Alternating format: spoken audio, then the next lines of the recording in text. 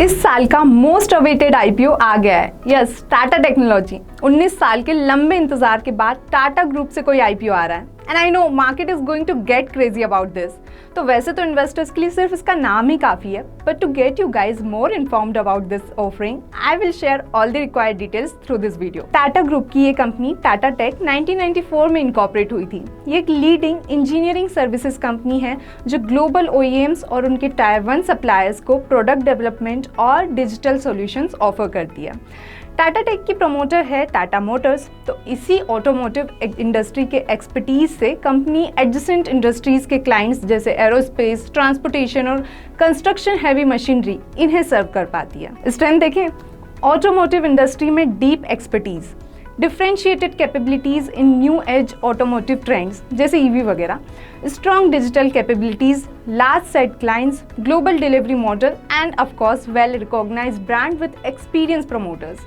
Risk भी हैं जैसे टॉप 5 क्लाइंट्स पर ज़्यादा डिपेंडेंसी, ग्लोबल एक्सपोजर है तो एक्सचेंज रेट फ्लक्चुएशन वगैरह का रिस्क और हाई कंपटीशन। इवन इसकी खुद की ग्रुप कंपनी टाटा एलेक्सी भी इसके लिस्टेड पेयर्स में आती है। आईपीओ 22 नवंबर से 24 नवंबर तक के लिए ओपन हो रहा है। ये 3042 करोड़ का कंप्लीट ऑफर फॉर सेल है, जिसका प्राइस बैंड होगा 475 to 500 रुपीज़ और लिस्टिंग डेट बताई जा रही है 5th of December.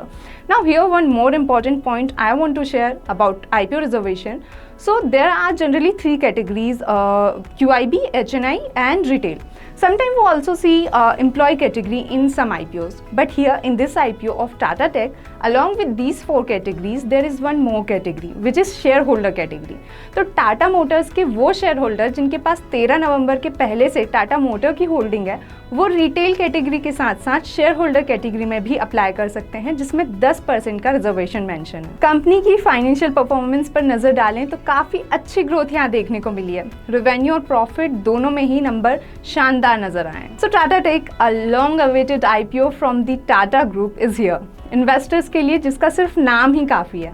The company has deep expertise in the automotive industry and differentiated capabilities to deal with emerging trends. एक well recognized brand है with experienced promoters. Also, it has showcased strong financial growth in its past performance.